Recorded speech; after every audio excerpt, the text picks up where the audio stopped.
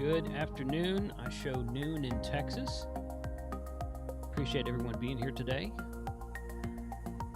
at the Lunchtime Livestream. Just checking my audio real quick.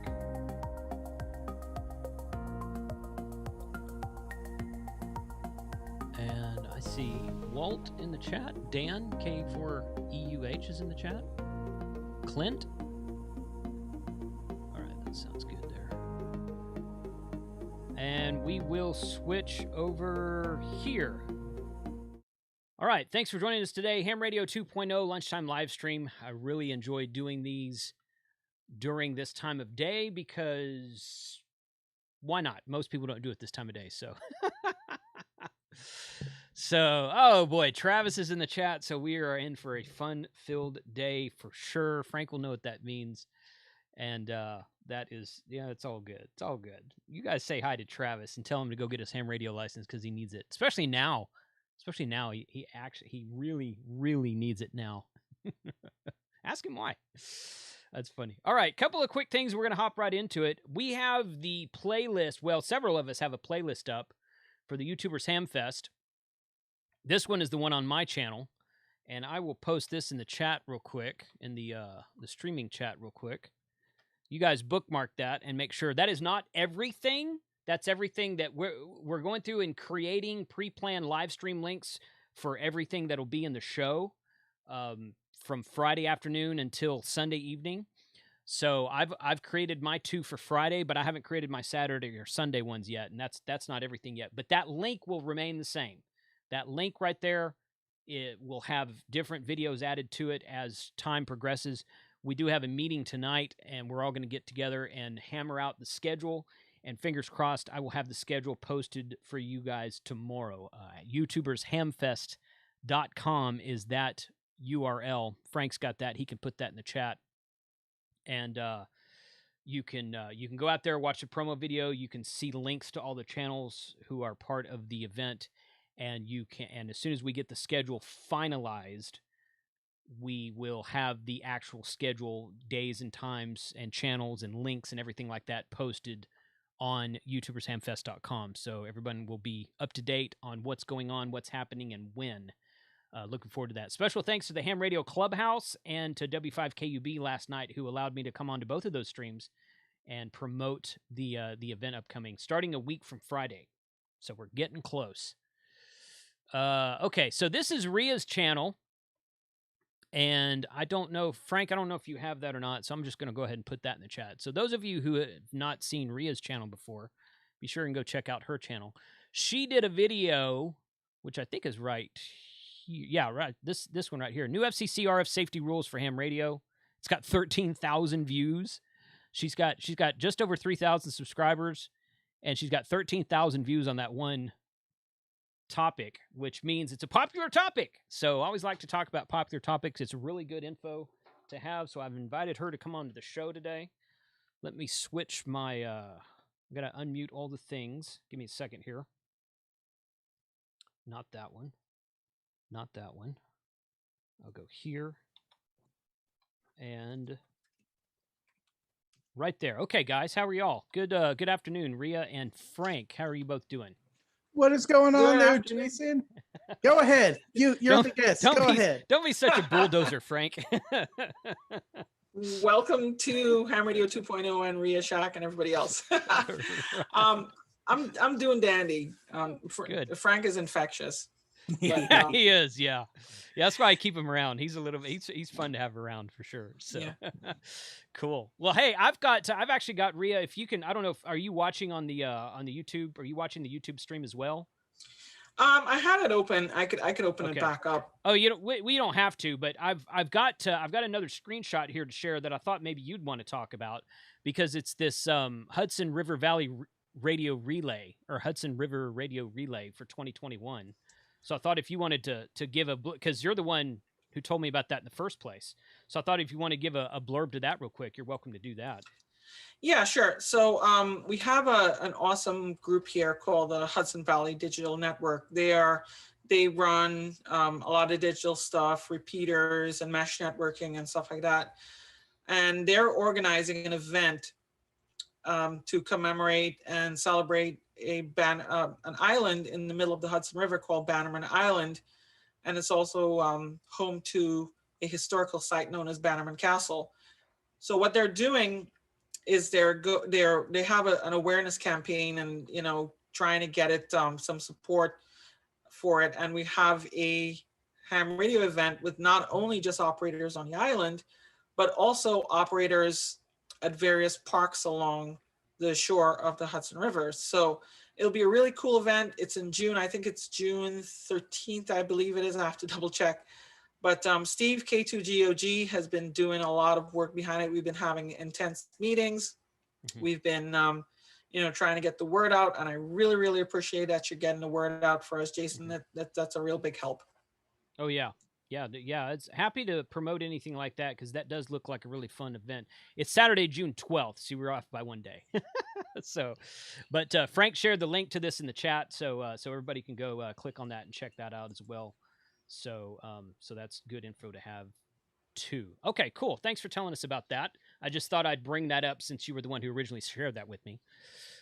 So what you have screen sharing, and so feel free to do whatever you want to do with that. If you're just going to share the calculators, then you can do that later, however you want to do that. Okay. But tell us about the new FCC requirements, what we're going to be expected to do, and when all this is going to come down. Somebody, I was on a club Zoom call for one of the local clubs here about 2 weeks ago, and someone said they had given a presentation at their local club for these same requirements, and someone piped up, "Oh yeah, but that doesn't start for 3 years."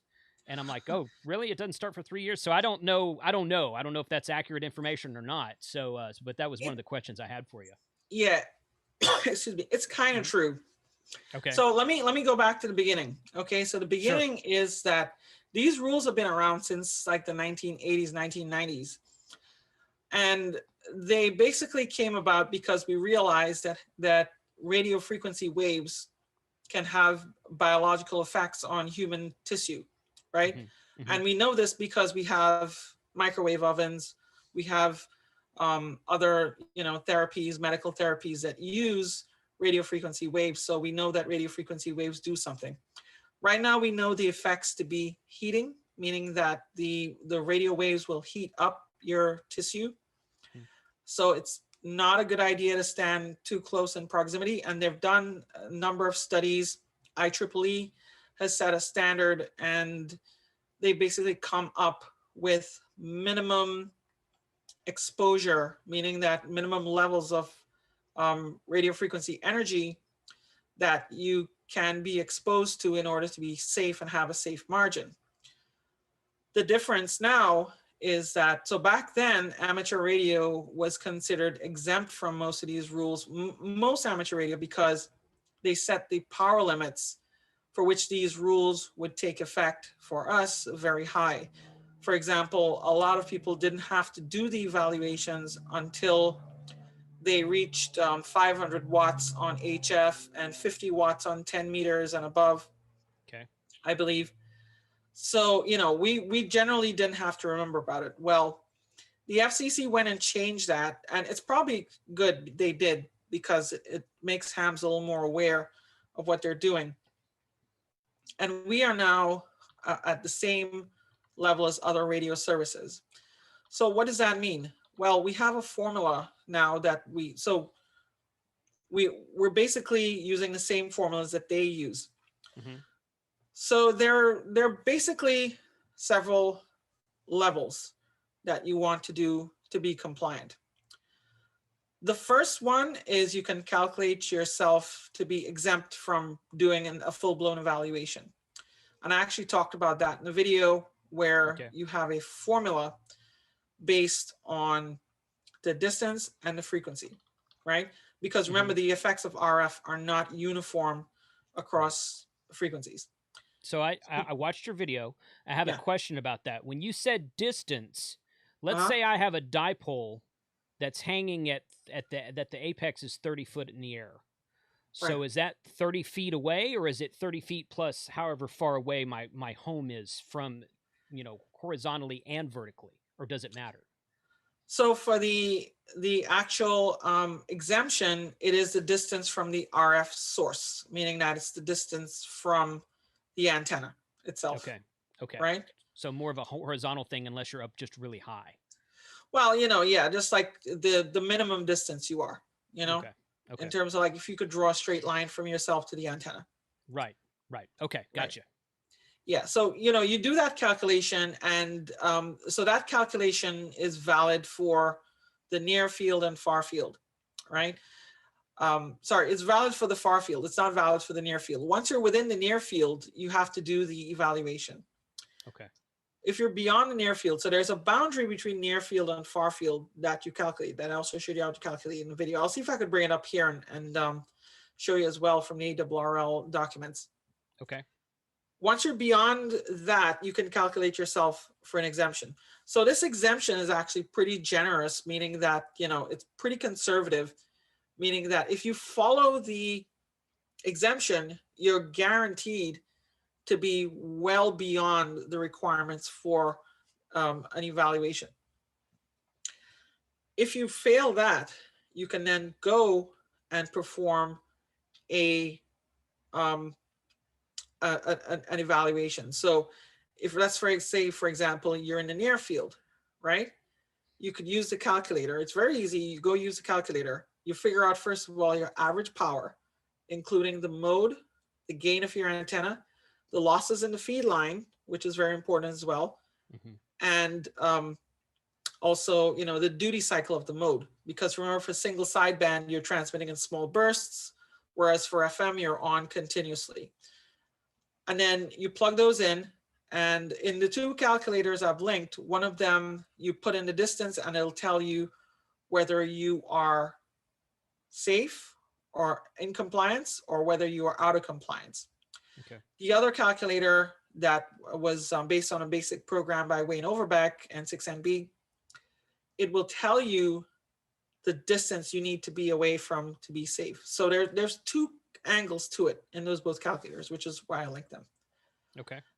The other big change is that mobile and portable stations are no longer exempt. They used to be.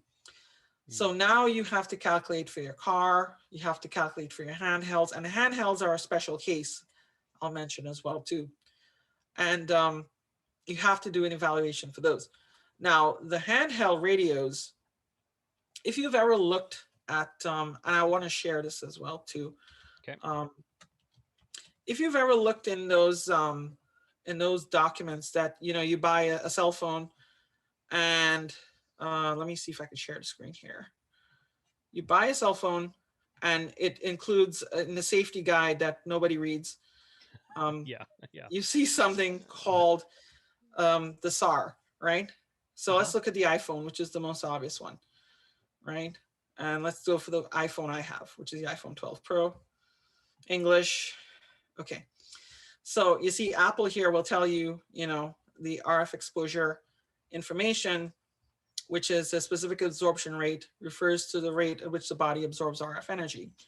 So the FCC, based on research, and has set the limit to 1.6 watts per kilogram of body tissue, right? Okay.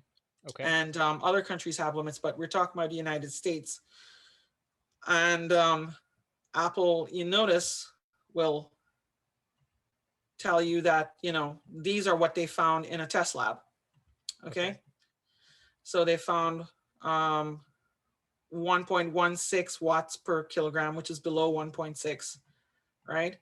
And you notice these are very close. So, they obviously didn't go and calculate an exemption. They actually had to go and measure this in a lab, right?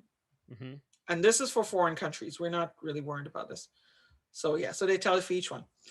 So for handheld radios, and it's kind of it puts hams in a little pickle here. For handheld radios, the manufacturers will likely have to go through this, and they will have to then go and certify their radios. Now, radio amateurs really cannot do this because it requires special equipment, because you want to have this in an RF, like a controlled RF environment. Yeah. Okay. And you want to have a robot go and move along and then inject the RF and then run the measurements. And they do it in kind of like a fluid, right? That simulates body tissue. So, it's very expensive. And the manufacturers, what the thinking is that a lot of the manufacturers, what they might end up doing is they will take the measurements from their commercial radios and certify the amateur radios with those, right? That is one possible scenario, since the amateur radios are very similar to the commercial ones. And in the second video, I actually showed a picture of a Yaesu radio that they were using in the test lab. Okay. The wrinkle is that SAR measurements are typically only valid above 300 megahertz. So this leaves the question of the 2-meter handheld. The 2-meter handheld, as we know, is 144 to 148 megahertz.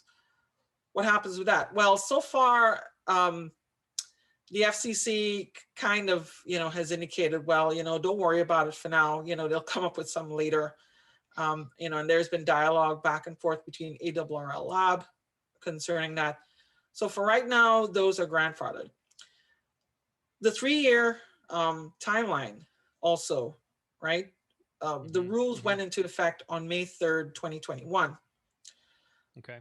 We are not going to have to do an evaluation. If you were in compliance under the old rules, you will not have to do an evaluation until May 3rd, 2023, right? It's not 3 years, it's from May, it's 2 years. Okay, it's 2 years. So, okay. Yeah, so you have time. However, if you do change anything, if you add antennas, if you change your power, you get a new amplifier, you move your antennas, or new neighbors move in next to you, you're going to have to do the evaluation. And it's really not that hard. I mean, you either use the formulas or you use the calculators and do the evaluation.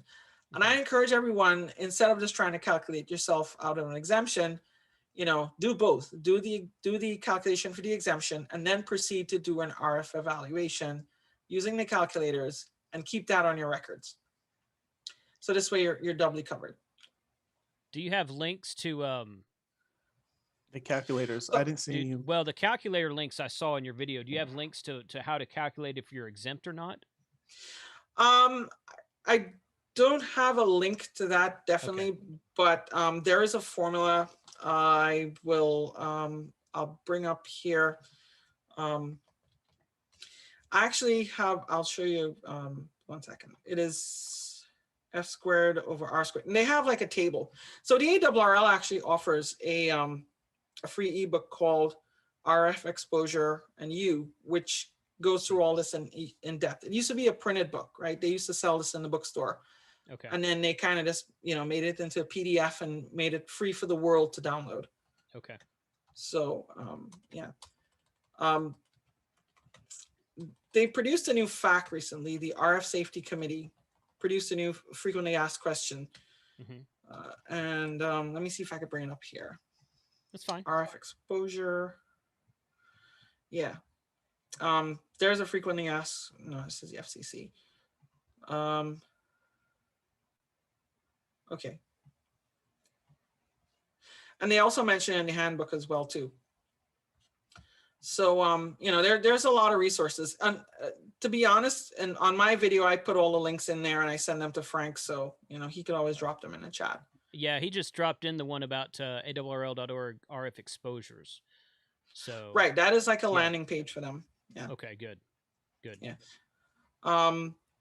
Okay. I will see if I could find that.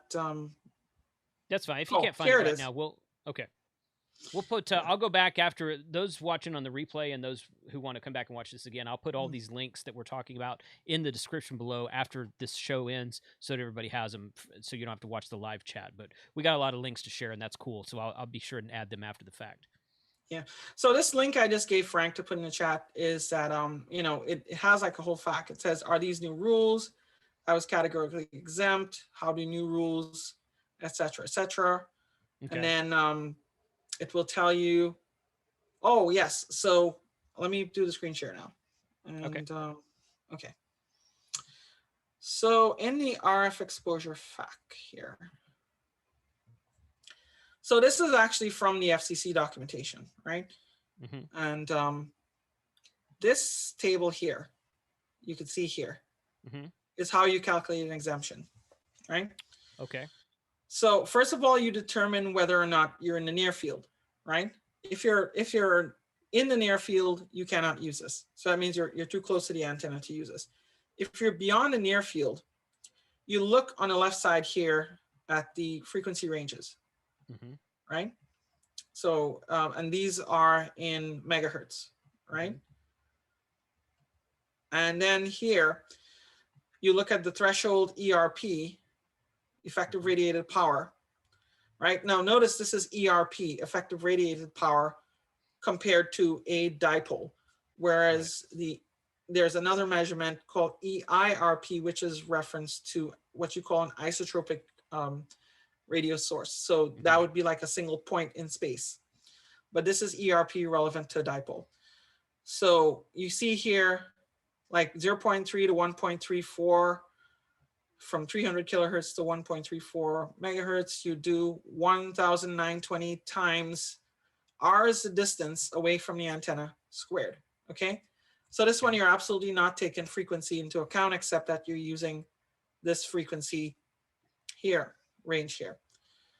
From 1.34 to 30, which covers basically all MF and HF amateur radio bands from 160 to 10, you're doing 3,450 times R squared. R is the distance, right? Think of R as radius, right? Okay. R is the distance from the antenna divided by F squared, which is the frequency squared. You have 30 to 300, which is VHF, and you do 3.83 times R squared. You have 300 to 1500, which is basically the lower end of UHF. You have 0.0128 R squared F squared, right? So the distance squared times the frequency. And then from 1500, like basically 1.5 gigahertz to 100 gigahertz, you use 19.2 times the distance squared. Okay, so this is how you calculate the exemption. Okay. Right? And if you are, you calculate this, and you will, you'll be able to determine whether you're exempt. If you're not exempt, let me stop this annotation here. Clear all drawings. Okay. Right? And if you're not exempt, what you go and do is you could go and do the calculator. So let's do Lake Washington Ham Club calculator. Okay. Right? So this one's actually based on a program by Wayne Overbeck, N6NB. He wrote this for, I believe it was either CQVHF or one of those magazines. And they took the program, translated it for modern things. So the first one is the power at the antenna. So in order to calculate the power at the antenna, you need to calculate the power from the transmitter. So let's say 100 watts. Minus the feed line loss. So for simplicity's sake, let's say you have 3 dBs of feed line loss, right? That means you lose like half of your power.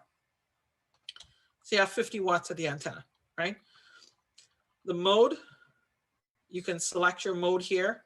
You can select single sideband.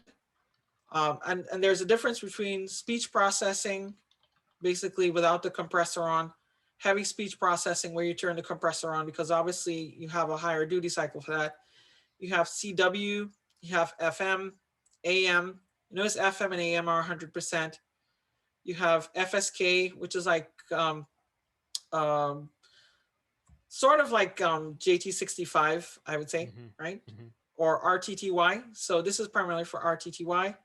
You have audio frequency shift keying, SSB, 100%, right? And then if you're tuning up, if you're running a continuous carrier, 100%, right?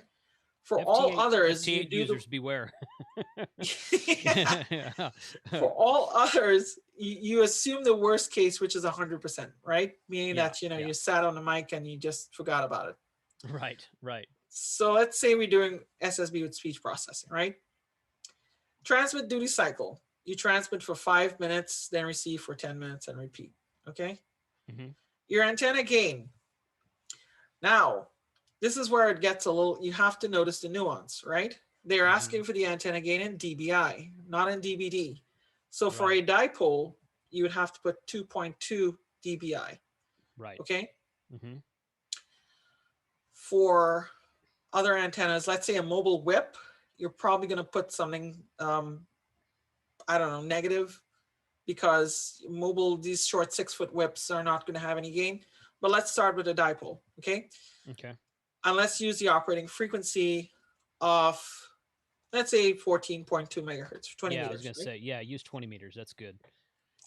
You can include the effects of ground reflections. What they do is they put a static value to simulate ground reflections. Because you notice if you're working on HF, if you use an HF antenna, your signal doesn't just go from point to point. It might be enhanced by the ground, reflected by the ground. Okay, so you can include, let's do it without the ground first. Calculate. So they tell you here the maximum allowed power density, right? MW for square centimeter, 4.4634. The minimum safe distance in feet, 0.8146. And the maximum allowed power density in milliwatts per square centimeter, 0.8927. So this is for the controlled environment, right? They break this down into two sets of environments. They also call controlled occupational. So control would be like if you are in your home and you're using your own radios and transmitting. They usually do that with a 6-minute sampling period. For uncontrolled would be like your neighbors, because they don't have controls over your transmitters, or somebody on the street, or somebody who's not in control of your station. They use a 30-minute sampling period for that. So that's why you have different results, right? Okay. Yeah. So remember, the exposure is cumulative. They're worried about cumulative exposure because of the heating effect. Right. Right. And then here they tell you, the minimum safe distance in feet, 0.8146 for controlled environment, and for uncontrolled environment, it is a lot less power density allowed, and 1.152. Okay. Okay. So I just want to go back to one thing here, that to the exemption, and let me see if I can get this here. Okay.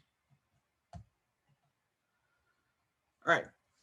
So this value you calculate here, right? Okay. You need to calculate. This is the ERP threshold, basically, that you're that you're calculating, meaning that the minimum safe threshold. Right. You then have to calculate the ERP from your system, from your transmitter. So you factor in the antenna gain, you factor in the transmitter power.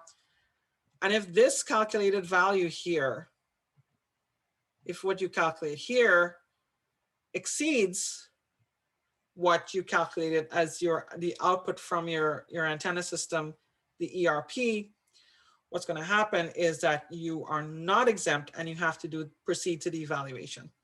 Okay, so that's just so we're clear. You're using these formulas, but you're not just producing a number and saying, well, what am I going to do with it? You compare this against the ERP of your system at that particular distance, right? And then if you exceed it using these formulas, then you're not exempt and you have to go and do the evaluation. This is a little more involved, which is why I say the calculators are a little, easier to digest for a lot of people. But so that's one. Now, the other one I was going to show you is from VP9KF. So I go to hintlink.com. I gave Frank that as well. So this one takes a different tack. Okay.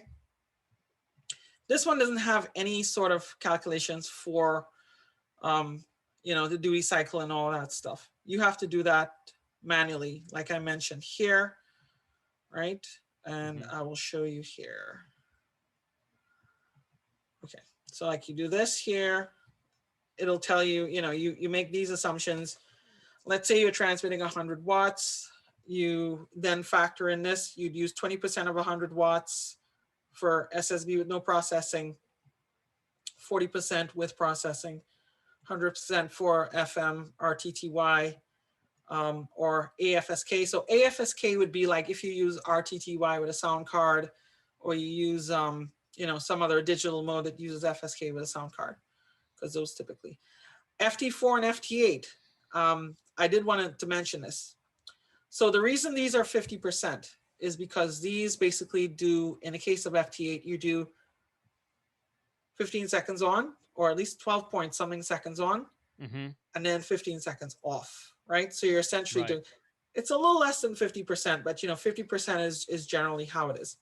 Okay. Yeah. So that's why it's 50%. Okay. So let's go back up here and let's see here. Okay. So let me put in this calculator here. The average power at the antenna. Let's say you're doing, let's use the same 3 dB loss in the feed line. So let's say I run 1500 watts and I have 3 dB loss in the feed line, which is kind of a waste, but so I'll have 750 watts.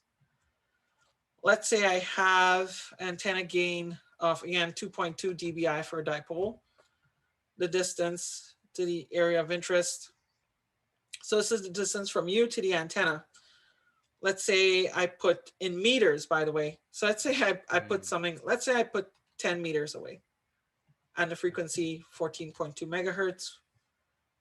Calculate. And this one, again, it asks you, do you want to include effects of ground reflections? I do, yes. Okay. So then it spits out this average power of the antenna. So this is continuous carrier, 3 dB loss, 2.2 dBi. And then, so you easily pass here with a control environment, right?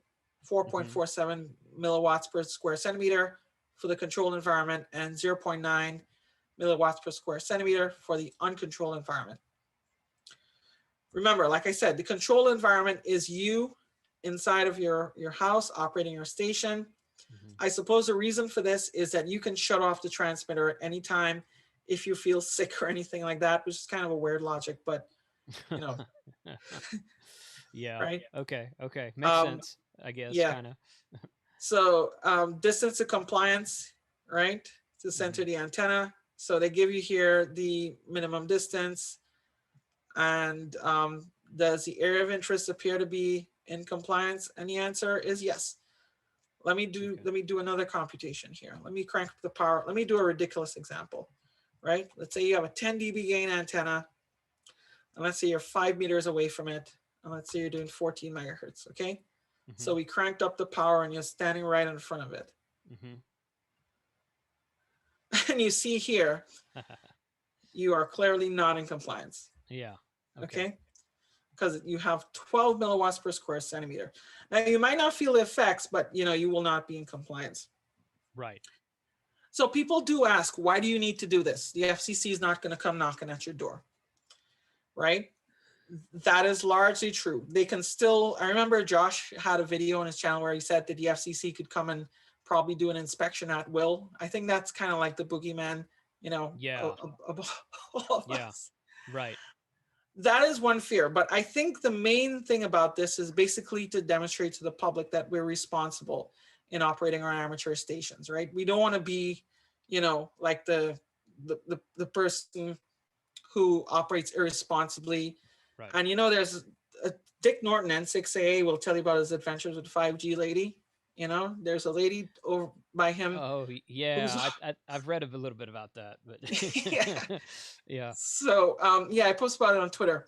Yeah. And you want to allay fears in sensible people. You want to show people that you're responsible. You want to show people that you're operating your station safely, and you want to make sure as well that if you're putting up new antennas and you have to go before a zoning board, that you have these, prepared so it looks good in front of them and it shows that you're taking it seriously. Fred Hopengarten, K1VR, actually talks about this in his antenna zoning book about calculating and making sure that you're compliant with FCC rules regarding RF safety, because it is an important consideration, because people will think that you put this big, humongous antenna up, it's going to make them sick, when nothing could be further from the truth. They probably get more radiation from the sun than they get from your antenna. Right. Right. So right. You can yeah. stop your screen share now. Yes, I will. Yeah. There you go. Cool. Okay. Somebody asked earlier, when we perform these evaluations, what do we do with the documentation? We have to document it somewhere, I think, is one of the changes. It's like you said in the beginning, it was always kind of required. We just weren't really required to do anything. We were just saying, okay, it looks good to us, and then we're fine. But what do we do with the documentation now to prove that we've done all these steps? The best thing to do with it, I mean, we live in the electronic age. So what I do is I saved all of them in a folder in a cloud backup, right? I screenshotted everything and I have everything stored in that. And then I also put it on a flash drive and I kept it in my safe with my most prized possessions. Okay. And this way I have records, right? And periodically, you know, I will go and revisit these. I plan to do this every antenna maintenance season because inevitably there'll be changes to the antenna system. So I'd imagine around the fall, right? Every year. But you do not have to submit anything to the FCC. Please do not go and email the FCC and tell them because they don't want it. What they want you to do is do the evaluation, keep it in your records, keep it with a copy of your license, and keep it with all your important ham radio papers. Okay. Okay. Yeah, that was one of the questions. Somebody mentioned that in the chat, but it was earlier. Mike mentioned it. I was just waiting for a good point to bring it up. That's fine. That's fine. Yeah. No problem. So the other thing is that you know, this is pretty much on the honor system for now. If there are instances where, you know, research changes and they find out, because I mentioned in my video as well that how the only effects they could conclusively prove are heating effects. Things like other diseases and stuff are not, you know, not proven, and they're not unproven. They're kind of just have like studies that have, you know, that have inconclusive results. Wayne Overbeck made a good point. He said, stay as far away as you can, right? Which is probably good. You know, you put your antennas higher up anyway. And, you know, but you have a minimum to comply with. Good. Okay. Frank, did we have any, that's like one of the few questions I saw. Did we have any other questions from the chat? One other question was, when they're doing a park activation, will you need to have this on hand? So it's a good idea to do just, you know, a quick calculation if you're doing a park activation. Remember, mobile and portable are no longer exempt. And for field day, what I want to see sites doing is keeping records of this, you know, and possibly they have the safety person probably put like a cone saying that how, you know, don't get closer than this cone to the antenna. Gotcha. You know? Makes sense. Okay. Yeah. Okay. Yeah, I think someone mentioned field day also. So. Right. Okay. So with the park activation, you're typically using low power. So, you know, you're not putting people in too much danger. Generally for 5 watts, anything closer than 20 centimeters to the body needs to have a SAR evaluation, which we're not doing. But, you know, beyond that, I mean, you know, it's really not 5 watts, 10 watts. If you use like an ICOM 705, you're not going to have too much RF out there anyway. Yeah.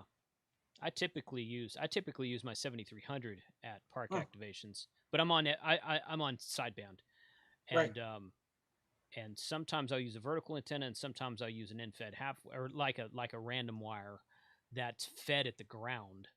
So that ground point that's really close to the ground is where I'll have to be probably measuring from. I would assume. So. Where you do have to measure it, so the absolute worst case scenario is you need to measure it. This is where it gets a little confusing. You should actually look at the, you know, the antenna pattern on like a neck plot. So for something like an end-fed or a dipole, you know, they're basically like a donut, right? And that's easy, you know? You just calculate it for the main lobe and you're good.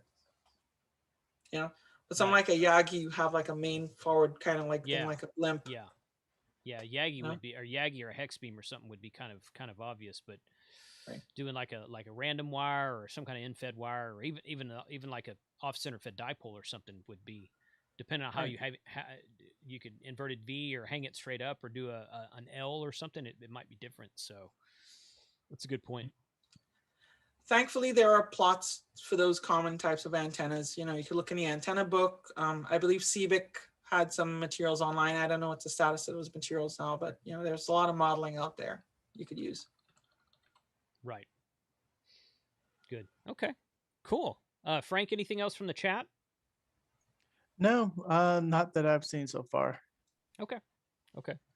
Well, Ria, thank you very much. Frank, save all those links that she shared with you in the Zoom chat, so that because once we close the Zoom, those will go away. And I guess I can go back and get them from the live chat as well. But if I'll send them to you. Don't worry about it. Send them to me if you don't mind. If it's not too much So trouble. I did see one thing in the chat that I wanted to address. Okay. So somebody asked, how is this an accurate study if it's conducted in an RF controlled booth? So the one that's conducted in an RF controlled booth is for the handheld radio and a cell phone, right? Mm-hmm. And they're conducting it when it's less than 20 centimeters away from your body. So it's not out there. It's more like in here. You know, the cell phone stuck to the side of your ears. Right. That's what the SAR evaluation is for. And that is going to be as real world conditions as you get. The reason they don't have like a human doing the test manually is because your body will likely interfere with the results. It'll introduce things like capacitance. It'll absorb some of the energy. So you're actually getting a false result that's actually masking the real danger. So it's actually a little more conservative to do it in the lab environment. Gotcha. Okay. That makes sense. Okay, cool. All right. Well, this is good. This is really good info. You know, it's one of those things that you, you know, I'd rather just put up an antenna and get on the air, but it's good information to have, and it's important that we know what is expected of us because, yeah, like you said, we're probably not going to have people come knocking on our door for it. You know, sometimes I'll get comments on some of my videos that say, "Oh, well, you know, this happens all the time." I'm like, yeah, I've been a ham for almost 27 years, and I've never had the FCC knock on my door about anything. So, so it's there. Yeah, I don't think you need to worry about the FCC as much as you need to worry about your neighbors. I mean, you know, right. If you live on a postage stamp size lot and you have neighbors nearby and they see your antenna, they might complain to the FCC. They might complain to your town, especially if you didn't, you know, get a permit or whatever. Right. And then, you know, you could end up having to explain to a bunch of people. So, you know, it looks better if you actually just have the calculations beforehand and you're prepared for any questions that may arise. Right. Exactly. Yeah. It's good info. Don in the chat's asking if Frank is willing to donate himself for the real RF testing. No. Nope. It's always good. Well, cool. Hey, this was really cool information. Like I said, it's something that we all need to be aware of. So thank you, Ria, for presenting today. You guys be sure and go check out her channel. She does a little bit more in-depth explanation. Did you have more than one video? I just watched the first one. So I did 2 videos. The first one is the most important one you need to watch, where I do the full rundown. I show you how to run the exemption calculation. I show you how to do 2 calculators examples. And I have some cool drone photos of one of my friend's antennas. I saw that. And the other one is basically where I took the comments, right? Because people sent me comments not only on YouTube, but also because I'm all over social media. Yeah. People took my comments on social media, and I filled in those gaps that they wanted to address. So things like feed line losses, and you know the 2-meter antennas, and I reinforced the material. So I did 2 of them. So that's the latest video on my channel. So let's check the last 2 videos on my channel. Okay. You know, if you look for RF safety on YouTube, I think it's like the first or second video that comes up. And then, you know, what I'll do is at the end of the first video, I'll put a card that links to the second video for follow-up. So it's easy for people. Good. Okay. Well, we shared the link to your channel in the chat a few times. So thank you. Oh, good. Cool. Well, thanks a lot, Ria. Appreciate your time today, and hope to see you on the next happy hour we do as well. Absolutely. All right, cool. Thanks a lot. Have a good afternoon. All right, you too. All right. Frank, you got anything else before we shut it down? Not much. Just posted my last video Monday, the Outer Banks Part 2. Did you actually get some footage of yourself operating? Yes. Okay. I sent it to you.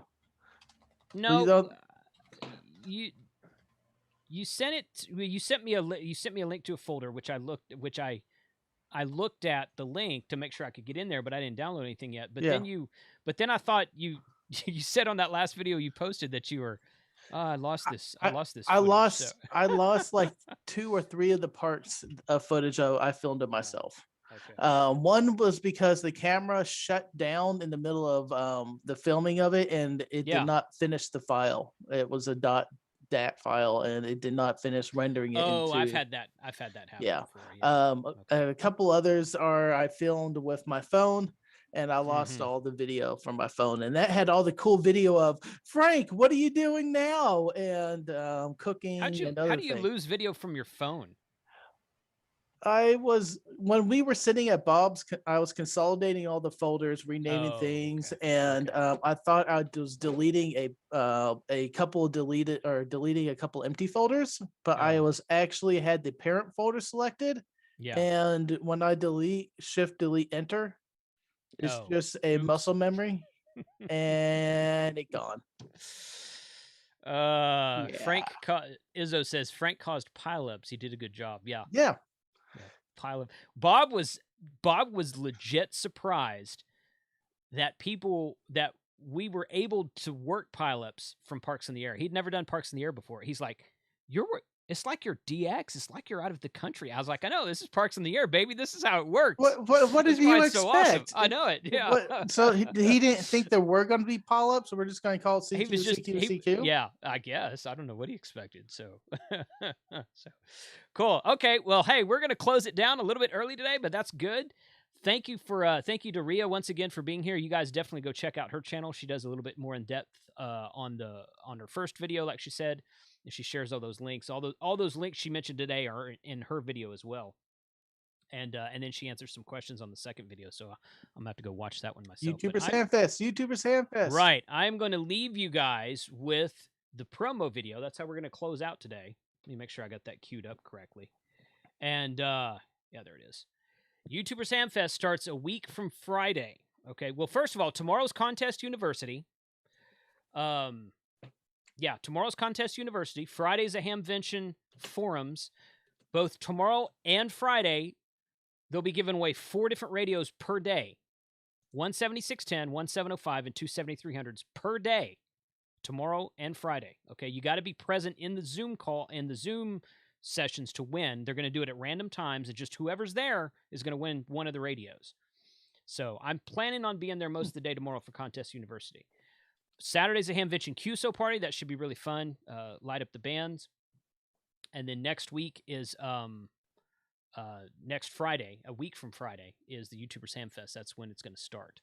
So 73 to everybody. Thank you for being here today. We're going to leave you with the intro video or the promo video for the YouTubers Hamfest, and I hope to see you all this. I guess I'll see you all on Sunday. Kyle's going to come on Sunday. We're going to talk about building Supermon for All-Star. That's going to be our Sunday night live Superman. Supermon. Super Monitor, not Superman. So, all right, guys. Thanks a lot. Take care, and everyone have a good afternoon. 7-3. Welcome to the announcement of the next YouTubers Hamfest.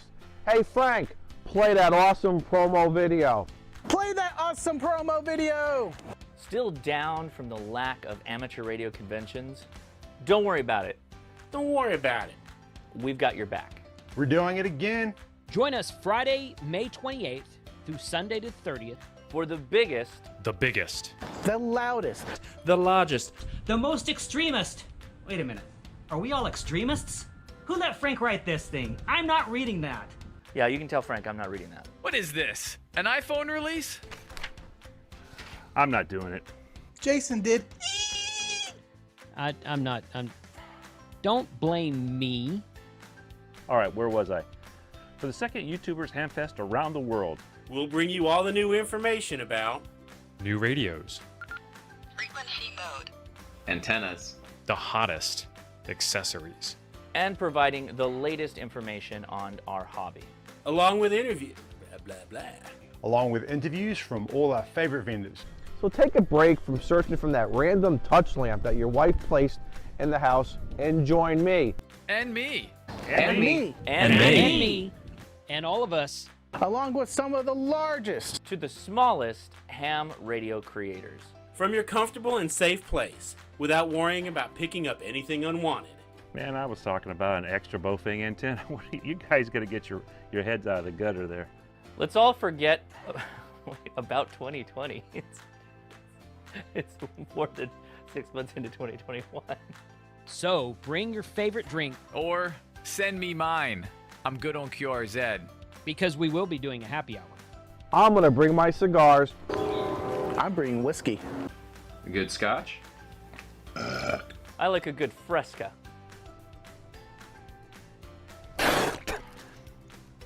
Which one of you guys put tea in my whiskey cup? Join us Friday, May the 28th through to Sunday the 30th for your front row seat to the 2nd annual YouTubers Hamfest 2021. Stop making the noise.